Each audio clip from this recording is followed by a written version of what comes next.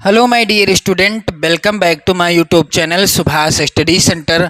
जितने भी मेरे प्यारे बच्चे 2025 में गृह विज्ञान विषय में 70 में 70 का स्कोर करना चाहते हैं, जी हाँ मेरे प्यारे बच्चों, यदि आप गृह विज्ञान के पेपर में 70 में 70 का स्कोर करना चाहते हो तो आप इस मॉडल पेपर को जरूर तैयार कर लीजिएगा। यदि आपके पास गृह विज्ञान विषय है, हालांकि केवल बालिकाओं के लिए है गृह विज्ञान विषय का यह मॉडल पेपर, लेकिन जिन बच्चों ने भी गृह विज्ञान विषय को लिया है 2025 की बोर्ड परीक्षा के लिए, तो उनका भी सिलेबस एक ही रहता है। यानी गृह विज्ञान विषय चाहे बालक हो या बालिका, सिलेबस एक ही रहता है। इसलिए आप सभी के लिए यह मॉडल पेपर वेरी इम्पोर्टेंट है और इस मॉडल पेपर के सभी प्रश्नों का उत्तर भी मैं आज के इसी वीडियो में बताऊंगा, जो महत्वपूर्ण प्रश्न हैं। तो मेरे प्यारे बच्चों, एक बार शेयर कर दीजिएगा इस वीडियो को अपने सभी उन मित्रों के पास जो आपकी ही कक्षा में हैं। तो मेरे प्यारे बच्चों, 3 घंटे 15 मिनट का समय आपको मिलेगा बोर्ड एग्जाम में। पेपर का पूर्णांक 70 रहेगा, जिसमें से आप 65 प्लस लाओगे यदि आप इस मॉडल पेपर को तैयार करते हैं। और कई मॉडल पेपर मैं आपको प्रोवाइड कराऊंगा। 70 में 70 का आप जो है टारगेट मान कर चलिए, तभी आप जो है अच्छे अंक पा सकते हैं। मेहनत तो करना ही पड़ेगा। मेरे प्यारे बच्चों, प्रारंभ के 15 मिनट आपको मिलेंगे प्रश्न पत्र को पढ़ने के लिए। यानी 3 घंटे और 15 मिनट का जो समय रहेगा, जिसमें से 15 मिनट आपके पास रहेंगे पेपर पढ़ने के लिए, 3 घंटे का समय रहेगा आपको पेपर को हल करने के लिए।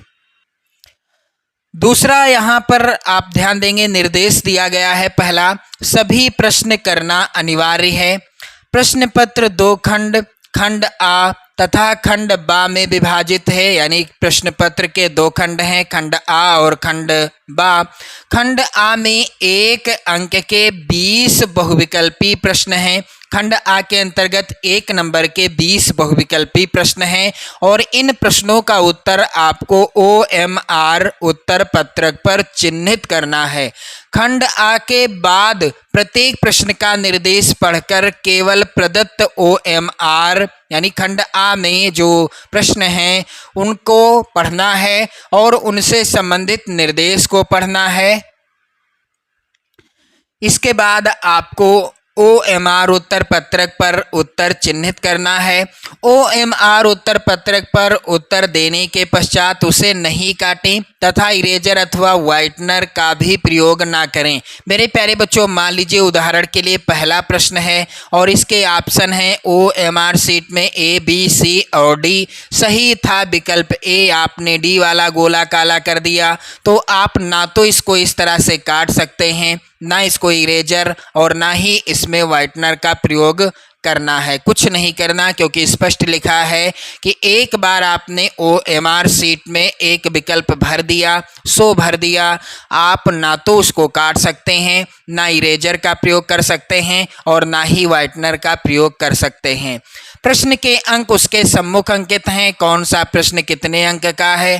खंड बा में 50 अंक के वर्णनात्मक प्रश्न दिए गए हैं, जिनका उत्तर आपको अपनी बोर्ड परीक्षा की कॉपी पर लिखना है। खंड बा में सभी प्रश्नों के उत्तर एक साथ ही आपको करना है। प्रथम प्रश्न से आरंभ कीजिए तथा अंतिम प्रश्न तक करते जाइए। जो प्रश्न ना आता हो उस पर समय नष्ट ना कीजिए। मेरे प्यारे बच्चों, आप प्रथम प्रश्न यानी पहले प्रश्न से स्टार्ट करेंगे और अंतिम प्रश्न तक आपको करते जाना है। जो प्रश्न आपको यानी जिस प्रश्न का उत्तर आपको नहीं पता उस पर आप समय ना गवाएं। मेरे प्यारे बच्चों, खंड आ के अंतर्गत यहाँ पर निर्देश दिया गया है। प्रश्न संख्या 1 से 20 बहुविकल्पी प्रश्न हैं। प्रत्येक के 4 वैकल्पिक उत्तर दिए गए हैं। उनमें से सही विकल्प चुनकर OMR शीट में गोले को काला करें। चलिए मेरे प्यारे बच्चों, पहला प्रश्न वेरी इंपॉर्टेंट है। आदर्श बजट माना जाता है तो घाटे का बजट या संतुलित बजट, या मेरे प्यारे बच्चों विकल्प यहाँ पर अगला है, आप ध्यान देंगे, बचत का बजट। तो आदर्श बजट किसे माना जाता है? बचत का बजट। यानी जो बचत का बजट होता है उसे क्या माना जाता है? आदर्श बजट माना जाता है। दूसरा प्रश्न है मेरे प्यारे बच्चों, निम्नलिखित में से कौन सा सबसे सुरक्षित चेक है? तो दिए गए विकल्पों में से क्रॉस या रेखांकित चेक सबसे सुरक्षित चेक माना जाता है। अगला प्रश्न है 1 ग्राम में होते हैं, तो 1 ग्राम में कितने यहाँ पर 10 सेंटीग्राम या 10 डेकाग्राम या 10 डेसीग्राम या 10 मिलीग्राम होते हैं? इसका आंसर आपको कमेंट करके बताना है। मेरे प्यारे बच्चों अगला प्रश्न है, वर्षा का जल होता है, तो वर्षा का जल मेरे प्यारे बच्चों होता है शुद्ध जल। अगला प्रश्न, कुएं के जल को शुद्ध करने के लिए उसमें क्या डालते हैं? तो कुएं के जल को शुद्ध करने के लिए पोटेशियम परमैंगनेट डाला जाता है ताकि वह शुद्ध हो सके, जिसे लाल दवा भी कहते हैं। अगला प्रश्न है, कौन सा रोग अशुद्ध जल एवं भोजन से होता है? तो यहाँ पर उत्तर हो जाएगा हैजा रोग अशुद्ध जल और अशुद्ध भोजन करने से होता है। अगला प्रश्न है, ओजोन परत के ह्रास, यहाँ पर ह्रास होगा, के लिए मुख्य रूप से उत्तरदायी पदार्थ कौन सा है? तो यहाँ पर उत्तर क्या हो जाएगा? CFC। मेरे प्यारे बच्चों वेरी इंपॉर्टेंट प्रश्न है, ये सभी प्रश्न आप लोग जरूर तैयार कर लीजिएगा। अगला प्रश्न है मेरे प्यारे बच्चों, विश्व शौचालय दिवस किस तिथि को मनाया जाता है? तो प्रत्येक वर्ष 19 नवंबर को विश्व शौचालय दिवस मनाया जाता है। अगला प्रश्न है मेरे प्यारे बच्चों, डेंगू रोग फैलता है, तो डेंगू रोग किससे फैलता है? मच्छर के काटने से डेंगू रोग फैलता है। मिल्टन क्लॉथ होता है, तो मिल्टन क्लॉथ जो होता है यह मेरे प्यारे बच्चों कैसा होता है? आप लोग इस प्रश्न का भी उत्तर कमेंट करके बताइएगा। मिल्टन क्लॉथ क्या सूती कपड़ा होता है या रेशमी या सफ़ेद या रोएदार ऊनी कपड़ा होता है? इसका उत्तर आप कमेंट करके बताएंगे। नील का प्रयोग किस वस्त्र पर करते हैं? तो नील का प्रयोग मेरे प्यारे बच्चों सफ़ेद सूती वस्त्र पर करते हैं। अगला प्रश्न है, मांसपेशियों की मजबूती किस तत्व के कारण होती है? तो मांसपेशियों की मजबूती मेरे प्यारे बच्चों होती है किस तत्व के कारण? इसका उत्तर क्या होगा मेरे प्यारे बच्चों? मांसपेशियों की मजबूती किसके द्वारा होती है, किस तत्व के कारण होती है? राइट आंसर है प्रोटीन के कारण। अगला प्रश्न है, भोजन पकाने की कौन सी विधि पौष्टिक तत्वों को सुरक्षित रखती है? तो मेरे प्यारे बच्चों जब भोजन किसके द्वारा, भाप द्वारा पकाया जाता है तो उसके पौष्टिक तत्व सुरक्षित रहते हैं। अगला प्रश्न है, स्कर्वी का रोग होता है, स्कर्वी का रोग होता है विटामिन सी की कमी से। यहाँ पर चौथा विकल्प सही होगा।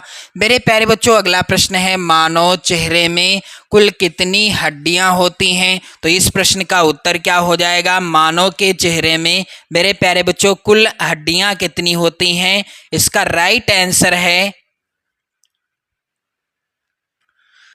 14। यहाँ पर राइट आंसर होगा। मानव के चेहरे में कुल कितनी अस्थियां या हड्डियां होती हैं? 14 होती हैं। मेरे प्यारे बच्चों आप इन सभी प्रश्नों को तैयार कर लेना, क्योंकि ये सभी प्रश्न मोस्ट इम्पॉर्टेंट हैं आपकी बोर्ड परीक्षा के लिए, और साथ ही आप लोग वीडियो को शेयर कर देना। अगला प्रश्न है जिसको याद नहीं करना है बल्कि आपको अच्छे से समझना है। प्रश्न क्या है मेरे प्यारे बच्चों, अस्थिभंग के लक्षण क्या हैं? तो अस्थिभंग किसे कहते हैं? हड्डी का टूटना। आप लोग ध्यान दीजिएगा, हड्डी का टूटना या हड्डी जब टूट जाती है या अस्थि भंग हो जाता है तो उसका लक्षण क्या है, पहचान क्या है? सूजन आ जाना। जब कोई हड्डी मान लीजिए हाथ टूट जाएगा आपका या किसी का टूटा हो तो वहाँ पर सूजन आ जाती है, दर्द तो होता ही है, अंग निष्क्रिय हो जाता है, यानी हाथ अगर टूट गया है तो वह पहले की तरह कार्य नहीं कर पाएगा उस हाथ से कोई भी व्यक्ति। तो यहाँ पर राइट आंसर है उपर्युक्त सभी। तो अस्थि भंग के लक्षण क्या हैं? सूजन आ जाती है, दर्द होता है, अंग निष्क्रिय हो जाता है। राइट आंसर है उपर्युक्त सभी।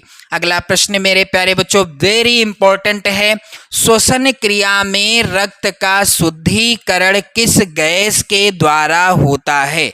श्वसन क्रिया में रक्त का शुद्धिकरण किस गैस के द्वारा होता है? तो इसका राइट आंसर है ऑक्सीजन। सी वाला ऑप्शन यानी गा वाला विकल्प सही होगा। अगला प्रश्न है रक्त शुद्धिकरण होता है यानी रक्त का शुद्धिकरण किस अंग में होता है। मेरे प्यारे बच्चों यहाँ पर आप ध्यान दीजिएगा, जो दिए गए विकल्प हैं इसमें से राइट आंसर क्या हो जाएगा, रक्त जो है हमारे शरीर में फेफड़ों में शुद्ध होता है। थर्मामीटर के द्वारा ज्ञात करते हैं तो आप सभी को पता है शरीर का तापमान थर्मामीटर के द्वारा ज्ञात किया जाता है। जब भी आप डॉक्टर्स के पास जाते हैं दवाई लेने, बुखार आ जाने पर तो वो थर्मामीटर लगाते हैं और हमारे शरीर का तापमान ज्ञात कर लेते हैं। अगला प्रश्न है बर्फ की टोपी का प्रयोग करते हैं, किस लिए करते हैं, ठंड से बचने के लिए? जी नहीं, ठंडी सेंक देने के लिए बर्फ की टोपी का प्रयोग किया जाता है। अब आपने देखा 20 बहुविकल्पी प्रश्न जो कि इसी तरह के आएंगे। अब खंड बा के प्रश्नों को यहाँ पर मैं एक एक प्रश्न का उत्तर बताऊंगा, तो यहाँ पर वीडियो काफ़ी ज़्यादा इम्पोर्टेंट है आप सभी के लिए। मेरे प्यारे बच्चों आप लोग वीडियो को लाइक शेयर जरूर कर देना। चलिए मेरे प्यारे बच्चों यहाँ पर खंड बा है और यह है 50 नंबर का। तो निर्देश दिया गया है प्रश्न संख्या 21 से 26 अति लघुत्तरीय हैं। प्रत्येक प्रश्न का उत्तर अधिकतम आपको 25 शब्दों में लिखना है और प्रत्येक प्रश्न 2 नंबर का है। पहला प्रश्न वेरी इंपॉर्टेंट है मेरे प्यारे बच्चों, आप लोग यहाँ पर ध्यान दीजिएगा। पारिवारिक बजट से आप क्या समझते हैं या समझती हैं, तो इसका उत्तर आप लोग यहाँ पर ध्यान दीजिएगा। मेरे प्यारे बच्चों आप लोग यहाँ पर ध्यान दीजिएगा। प्रश्न संख्या 21 का उत्तर बिल्कुल आसान है। पारिवारिक बजट एक प्रकार का व्यवस्थित प्रलेख अथवा प्रपत्र होता है जिसमें संबंधित परिवार के निश्चित अवधि में, यहाँ पर अवधि होगा, अवधि में होने वाले आय व्यय के विवरण को दर्शाया जाता है। तो ये है पारिवारिक बजट। बिल्कुल आसान सा उत्तर है, आपने देखा। चलिए मेरे प्यारे बच्चों अगला प्रश्न है बचत के 4 उद्देश्य या लाभ क्या हैं। तो बचत के 4 उद्देश्य या लाभ क्या हैं, यहाँ पर आप सभी लोग ध्यान देंगे। इस प्रश्न का उत्तर प्रश्न संख्या 22 का उत्तर क्या होगा, भविष्य को सुरक्षित बनाना, यानी बचत करने से क्या लाभ हो सकते हैं या बचत के उद्देश्य क्या हैं। तो यहाँ पर पहला उद्देश्य या पहला लाभ क्या है, हमारा भविष्य सुरक्षित बनेगा यदि हम बचत करते हैं। किसकी, धन की। भावी आवश्यकताओं की पूर्ति में सहायक रहेगा। जब हमें कोई भी चीज़ लेनी पड़ेगी, किसी भी चीज़ की आवश्यकता होगी तो उसके लिए हमारे द्वारा बचाया गया धन उसमें काफ़ी ज़्यादा मदद करेगा उस आवश्यक वस्तु को खरीदने में। सामाजिक प्रतिष्ठा में वृद्धि करना, सामाजिक प्रतिष्ठा में यानी समाज में मान सम्मान भी हमारा बढ़ेगा यदि हमारे पास धन है। राष्ट्रीय योजनाओं के संचालन में योगदान भी हम कर सकते हैं। अगला प्रश्न मेरे प्यारे बच्चों है जल प्राप्ति के मुख्य स्रोत कौन कौन से हैं, हमें जल कहाँ कहाँ से प्राप्त हो सकता है। तो इसका उत्तर होगा मेरे प्यारे बच्चों, जल प्राप्ति के मुख्य स्रोत हैं समुद्र के द्वारा हमें जल प्राप्त होता है, वर्षा के द्वारा, नदियों के द्वारा, तालाब, कुएं, झीलें, झरने एवं सोते के द्वारा हमें, यानी जो सोते बहते हैं निकलते हैं उनके द्वारा भी हमें जल की प्राप्ति होती है। ये प्रश्न कई बार आया हुआ है बोर्ड परीक्षा में।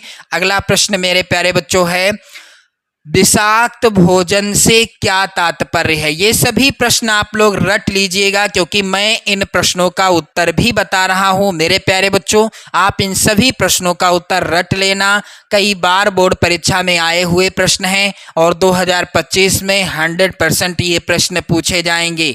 मेरे प्यारे बच्चों विषाक्त भोजन से क्या तात्पर्य है, तो इसका उत्तर क्या हो जाएगा, भोजन के अंदर, आप लोग ध्यान देंगे यहाँ पर है इसका उत्तर, भोजन के अंदर उपस्थित ऐसे पदार्थ जो व्यक्ति के शरीर में जाने के बाद विषैले प्रभाव उत्पन्न करते हैं, इन्हें विषाक्त भोजन कहते हैं। यानी कुछ ऐसे पदार्थ होते हैं भोजन के अंदर जो व्यक्ति के शरीर में जाने के बाद विषैले प्रभाव उत्पन्न कर देते हैं, इन्हें विषाक्त भोजन कहते हैं। भोजन बनाने एवं उसका संरक्षण करने में त्रुटियों एवं असावधानियों के कारण भोजन क्या हो जाता है, विषाक्त हो जाता है। इसलिए भोजन बनाते समय हमें सावधानियां बरतनी चाहिए, साफ सफाई का ध्यान देना चाहिए।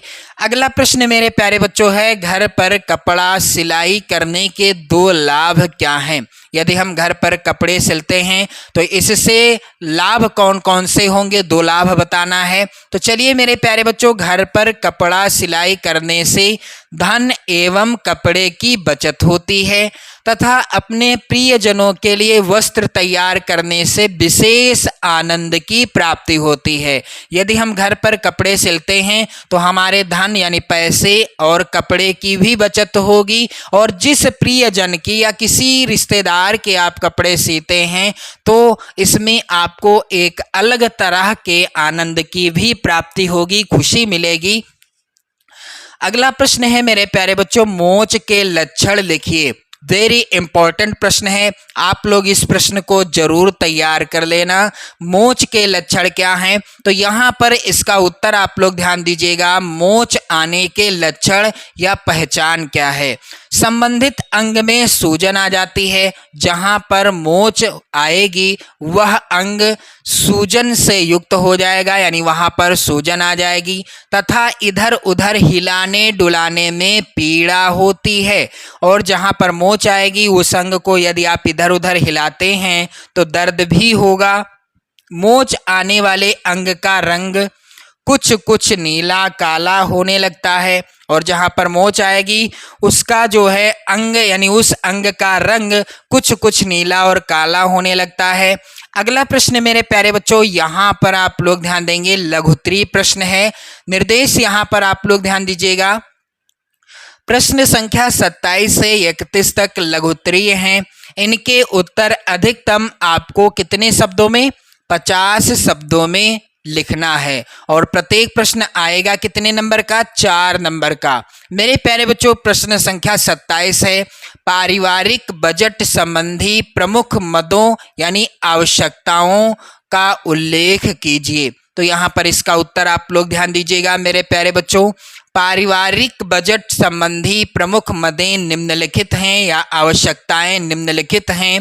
पहली आवश्यकता, आहार एवं तत् संबंधी सामग्री। हमें आहार की आवश्यकता होती है और आहार से संबंधित सामग्री की भी आवश्यकता होती है।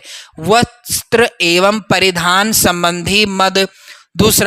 तीसरा है मेरे प्यारे बच्चों, आवास संबंधी मद यानी आवश्यकता। और मेरे प्यारे बच्चों, यहाँ पर आप सभी लोग ध्यान दीजिएगा, बच्चों की शिक्षा संबंधी मद। अगला है स्वास्थ्य एवं चिकित्सा संबंधी मद, या अन्य घरेलू व्यय संबंधी मद, और यातायात व्यय संबंधी मद, व्यक्तिगत व्यय संबंधी मद, और पारिवारिक बचत संबंधी मद। तो मेरे प्यारे बच्चों, पारिवारिक बजट के उपर्युक्त सभी मद पारिवारिक बजट को निश्चित रूप से प्रभावित करते हैं। अगला प्रश्न है मेरे प्यारे बच्चों, यहाँ पर आप लोग ध्यान दीजिएगा, अथवा में है, आदर्श कुआं किसे कहते हैं? वेरी इंपॉर्टेंट प्रश्न है, आप लोग तैयार कर लीजिएगा।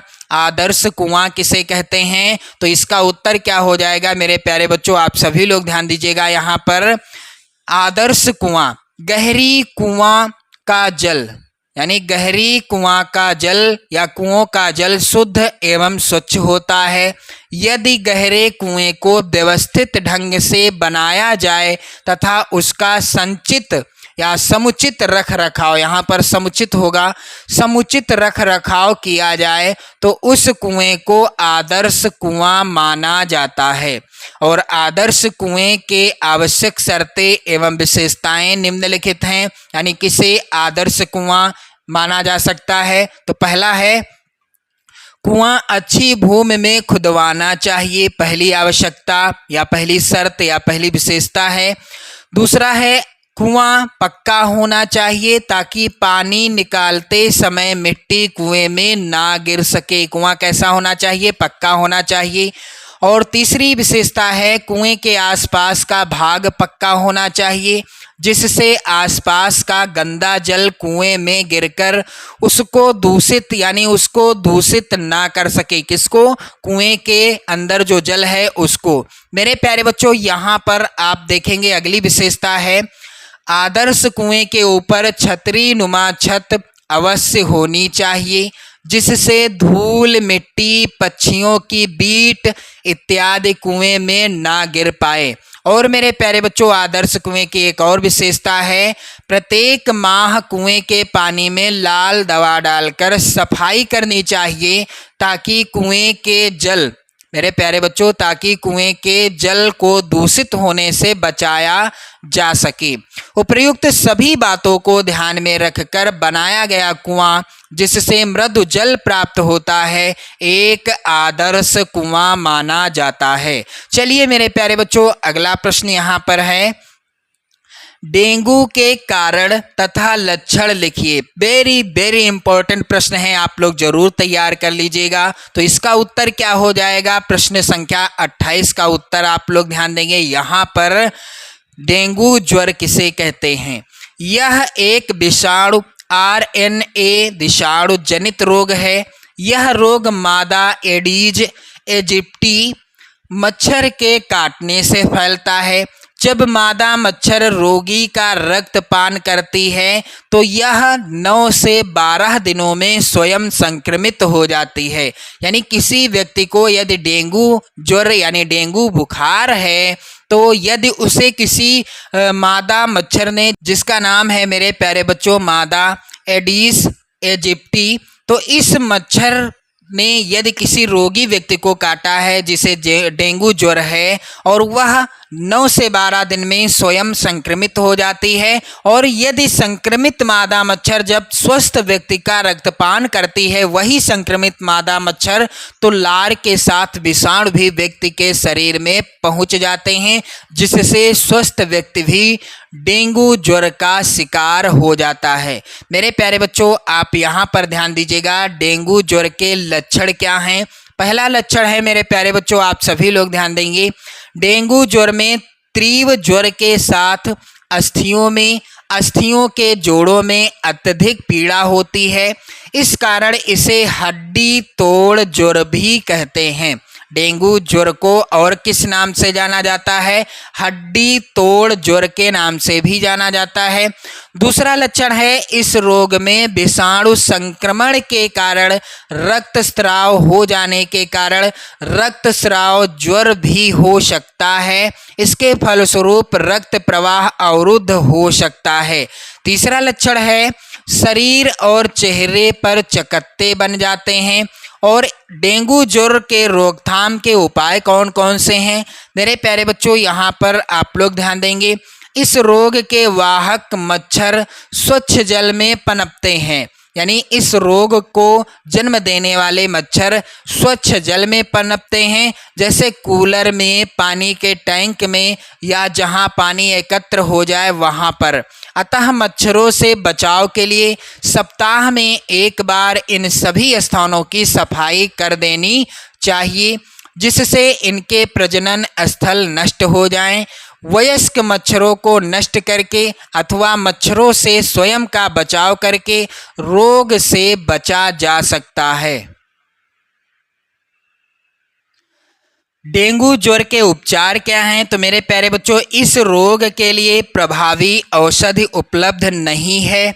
ज्वर को उतारने के लिए पैरासीटामोल तथा प्रतिरोधक क्षमता को बनाए रखने के लिए प्रतिजैविक औषधि का प्रयोग करना चाहिए। मेरे प्यारे बच्चों, आप सभी लोग ध्यान दीजिएगा, यहाँ पर रोगी को पूर्ण विश्राम करना चाहिए, हल्का सुपाच्य पौष्टिक भोजन करना चाहिए। तो ये प्रश्न काफ़ी इम्पोर्टेंट था, आप लोग जरूर तैयार कर लीजिएगा।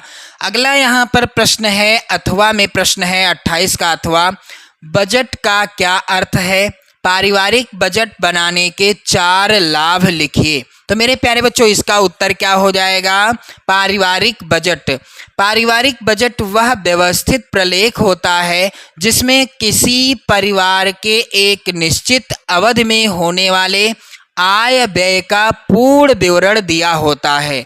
बजट के लाभ क्या क्या हैं? तो आय का उचित उपयोग हम कर सकते हैं, यानी जितनी हमारी आमदनी है यदि हमने बजट बनाया है तो हम उसका आय का अपने द्वारा कमाई गए धन का उचित उपयोग कर सकते हैं। पारिवारिक सुख शांति मिल जाती है बजट बनाने से। व्यय पर यानी अनावश्यक जो खर्चे हम करते हैं उस पर भी नियंत्रण किया जा सकता है। और मेरे प्यारे बच्चों, आर्थिक उन्नति भी हमारी हो जाती है, साथ ही आय व्यय में संतुलन भी बना रहता है। अगला प्रश्न मेरे प्यारे बच्चों यहाँ पर है, कह रहा है प्रेशर कुकर की क्या उपयोगिता है? प्रेशर कुकर की क्या उपयोगिता है? 4 नंबर का प्रश्न है और मोस्ट इम्पॉर्टेंट प्रश्न है। मेरे प्यारे बच्चों, इसका जो है उत्तर क्या हो जाएगा? प्रेशर कुकर पाक क्रिया के लिए प्रयुक्त होने वाला एक उपयुक्त उपकरण है। इसमें खाद्य सामग्री को भाप के दबाव को बढ़ाकर ताप द्वारा पकाया जाता है। यह बंद पतीले के आकार का होता है। इसमें भोज्य पदार्थ शीघ्र गल जाते हैं तथा पोषक तत्व नष्ट होने से बच जाते हैं। प्रेशर कुकर में पकाए गए भोज्य पदार्थ शीघ्र गल जाते हैं तथा इसके जो पोषक तत्व होते हैं भोजन के वह नष्ट होने से बच जाते हैं। प्रेशर कुकर में पकाए गए दाल, चावल, सब्जी आदि की स्वाभाविक सुगंध एवं स्वाद बने रहते हैं। इसके प्रयोग से समय तथा श्रम दोनों की बचत होती है तथा ईंधन भी कम लगता है। इसमें धन की भी बचत होती है। मेरे प्यारे बच्चों, ये हो गया इसका उत्तर। चलिए मेरे प्यारे बच्चों, अगला जो प्रश्न है मोस्ट इम्पॉर्टेंट प्रश्न है। कह रहा है कमरे में पर्दे लगाने से क्या लाभ हैं? कमरे में हमें पर्दे क्यों लगाना चाहिए, इससे क्या लाभ है? मेरे प्यारे बच्चों, यहाँ पर इसका उत्तर क्या हो जाएगा, आप लोग ध्यान दीजिएगा। पर्दे गृह सज्जा के साधन होने के साथ साथ उपयोगी भी होते हैं। पर्दे जहाँ एक और गृह सज्जा में योगदान देते हैं, वहीं इन्हें विभिन्न रूपों में उपयोगी एवं लाभदायक भी माना जाता है। पर्दों की प्रमुख उपयोगिता यह है कि ये घर के सदस्यों को एकांत प्रदान करते हैं। घर के विभिन्न भागों में लगे हुए पर्दे अंदर रहने वाले सदस्यों को शांत एवं एकांत वातावरण प्रदान करते हैं। साथ ही साथ पर्दे बाहरी प्रकाश, वायु तथा ताप को नियंत्रित करने में भी सहायक होते हैं। पर्दों की एक अन्य उपयोगिता यह है कि उनके द्वारा खिड़की व दरवाजों के दोषों को छिपाया जा सकता है। तो पर्दों की क्या उपयोगिता है, आपने यहाँ पर उत्तर देख लिया, समझ लिया होगा।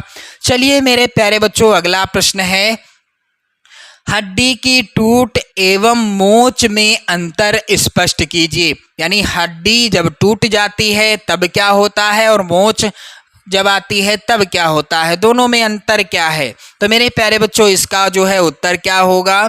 हड्डी की टूट तथा मोच दोनों का संबंध अस्थियों से ही है, परंतु इन दोनों में स्पष्ट अंतर होता है। यानी हड्डी टूटती है और मोच भी हड्डी में ही आती है। तो यहाँ पर आप लोग ध्यान दीजिएगा, पहला जो है अंतर, हड्डी में दरार पड़ने अथवा टूट जाने को हड्डी की टूट कहते हैं, जबकि संधि को बांधे रखने वाले बंधन सूत्रों अर्थात स्नायुओं में खिंचाव अथवा टूट जाने को क्या कहते हैं? मोच कहते हैं। हड्डी की टूट हड्डी में होती है, जबकि मोच अस्थियों की संधि पर, विशेषकर पूर्ण चल संधियों पर होती है। अगला है अंतर, यह हड्डी पर दबाव पड़ने अथवा चोट लगने के कारण होती है, जबकि यह जो मोच होती है यह संधि पर खिंचाव पड़ने, ऊंचा नीचा होने के कारण होती है। मेरे प्यारे बच्चों, अगला अंतर है यहाँ पर, जिस स्थान से हड्डी टूटती है वह अंग लटक जाता है और टूट के स्थान पर चरमराहट होती है, जबकि मोच से ना तो अंग लटकता है और ना ही संधि पर चरमराहट होती है। अगला अंतर है मेरे प्यारे बच्चों, हड्डी टूटने से अंग का रंग नहीं बदलता है। यह बाहर भी चोट लगी है तो रुधिर निकल सकता है, जबकि जिस स्थान पर मोच आती है उस स्थान का रंग नीला या काला हो जाता है। सामान्यतः रुधिर बाहर नहीं निकलता है। मेरे प्यारे बच्चों, अगला यहाँ पर जो प्रश्न है वेरी इंपॉर्टेंट है। हड्डी की टूट एवं मोच में अंतर स्पष्ट कीजिए। इसका मैंने आपको उत्तर बता दिया। अगला प्रश्न है, प्राकृतिक तथा कृत्रिम श्वसन क्रिया में अंतर स्पष्ट कीजिए। मेरे प्यारे बच्चों, इसका उत्तर क्या हो जाएगा, आप लोग ध्यान दीजिएगा। प्राकृतिक तथा कृत्रिम श्वसन क्रिया में क्या अंतर होता है, वेरी इंपॉर्टेंट प्रश्न है। इसका उत्तर आप लोग तैयार जरूर कर लेना। पहला अंतर क्या है, यह क्रिया सदैव तथा प्रतिक्षण होती रहती है। कौन सी, प्राकृतिक क्रिया जो है यानी प्राकृतिक श्वसन क्रिया सदैव तथा प्रतिक्षण होती रहती है, जबकि कृत्रिम श्वसन क्रिया प्राकृतिक श्वसन में विघ्न पड़ने पर ही की जाती है। यदि किसी व्यक्ति को सांस लेने में कठिनाई हो रही है, किसी रोगी को, तभी कृत्रिम श्वसन क्रिया को अपनाया जाता है। दूसरा है, प्राकृतिक श्वसन क्रिया स्वतः एक अनैच्छिक क्रिया के रूप में होती रहती है, यानी हम चाहें या ना चाहें फिर भी हमारी सांस चलती रहेगी। जब हम रोकेंगे तो रुक सकती है, लेकिन हमें पता नहीं चलता कि हमने कब सांस लिया कब छोड़ा, क्योंकि यह अनैच्छिक क्रिया है। जबकि कृत्रिम श्वसन क्रिया आवश्यकता पड़ने पर चलाई जाती है, जब किसी भी रोगी को सांस लेने में दिक्कत आती है, तथा दूसरे व्यक्ति की इच्छा एवं प्रयास पर निर्भर करती है। अगला अंतर क्या है, यह स्वयं ही पसलियों तथा तंतु पट की क्रिया पर निर्भर करती है और व्यक्ति की स्वयं की मांसपेशियों द्वारा संपादित होने वाली क्रिया है। कौन सी, प्राकृतिक श्वसन क्रिया। जबकि कृत्रिम श्वसन क्रिया सदैव अन्य व्यक्तियों के द्वारा कराई जाने वाली क्रिया है तथा दूसरे व्यक्तियों को इसमें श्रम करना होता है, उन्हीं के द्वारा यह क्रिया संपादित होती है। अगला अंतर है मेरे प्यारे बच्चों, यह एक ही विधि के द्वारा होने वाली क्रिया है, यानी प्राकृतिक श्वसन क्रिया एक ही विधि के द्वारा होती है, जबकि कृत्रिम श्वसन क्रिया स्थिति के अनुसार अलग अलग विधियों से की जाने वाली क्रिया है, जैसे कि सेफर विधि, सिल्वेस्टर विधि तथा लाबार्ड विधि आदि। तो मेरे प्यारे बच्चों, प्राकृतिक श्वसन क्रिया और कृत्रिम श्वसन क्रिया में 4 मुख्य अंतर हैं, इन्हें आप लोग जरूर तैयार कर लीजिएगा। चलिए मेरे प्यारे बच्चों, अगला प्रश्न यहाँ पर है, आप लोग ध्यान दीजिएगा। तापक्रम चार्ट बनाना क्यों आवश्यक है, वेरी इंपॉर्टेंट प्रश्न है। तापक्रम चार्ट बनाना क्यों आवश्यक है, तो इसका उत्तर क्या होगा, आप लोग यहां पर ध्यान दीजिएगा। तापक्रम का चार्ट बनाने से चिकित्सक को रोगी के रोग की स्थिति की समुचित जानकारी प्राप्त हो जाती है। चार्ट को देखकर ज्ञात हो जाता है कि रोगी का तापक्रम घटता बढ़ता है या स्थिर रहता है। इस जानकारी से रोग के विषय में महत्वपूर्ण निर्णय लिए जा सकते हैं, इसलिए तापक्रम का चार्ट बनाना आवश्यक होता है। 31 का अथवा प्रश्न है, मियादी बुखार में रोगी को किस प्रकार का आहार देना चाहिए, और इसके बाद आप लोग ध्यान दीजिएगा दीर्घोत्तरी प्रश्न होंगे। निर्देश यहाँ पर दिया गया है, प्रश्न संख्या 32 से 34 तक दीर्घोत्तरी प्रश्न हैं। प्रश्न संख्या 32 व 33 के विकल्प दिए गए हैं। प्रत्येक प्रश्न के एक ही विकल्प का उत्तर लिखना है। प्रत्येक प्रश्न के उत्तर 100 शब्दों के अंतर्गत लिखना है। तो चलिए मेरे प्यारे बच्चों, महत्वपूर्ण प्रश्न कौन कौन से हैं यहाँ पर आप सभी लोग ध्यान दीजिएगा। प्रश्न संख्या 32 यहाँ पर है, डाकघर द्वारा संचालित मुख्य बचत योजनाओं का वर्णन कीजिए। अथवा आप इस प्रश्न का उत्तर दे सकते हैं, और इस तरह का प्रश्न आएगा कितने नंबर का, 6 नंबर का पूछा जाएगा। तो मेरे प्यारे बच्चों यहाँ पर अथवा में प्रश्न है, डेंगू रोग के कारण, लक्षण एवं उनसे बचने के उपायों का वर्णन कीजिए। प्रश्न यहाँ पर 33 है, भोजन को पकाकर खाना क्यों आवश्यक है। अथवा वयस्क पुरुष के लिए पायजामा बनाने के लिए प्रमाणिक नाप लिखिए एवं ड्राफ्टिंग कीजिए। मेरे प्यारे बच्चों यहाँ पर प्रश्न संख्या 34 है, पर्यावरण प्रदूषण के विभिन्न कारकों को स्पष्ट कीजिए। तो मेरे प्यारे बच्चों आप इस मॉडल पेपर को जरूर तैयार कर लेना और इन सभी प्रश्नों के उत्तर्स को यानी आंसर्स को जरूर तैयार कर लेना। ये सभी प्रश्न आपकी बोर्ड परीक्षा 2025 के लिए वेरी इंपॉर्टेंट हैं। आप लोग वीडियो को शेयर कर देना, लाइक कर देना। चैनल पर यदि आप नए हैं तो चैनल को सब्सक्राइब जरूर कर लेना। जय हिंद।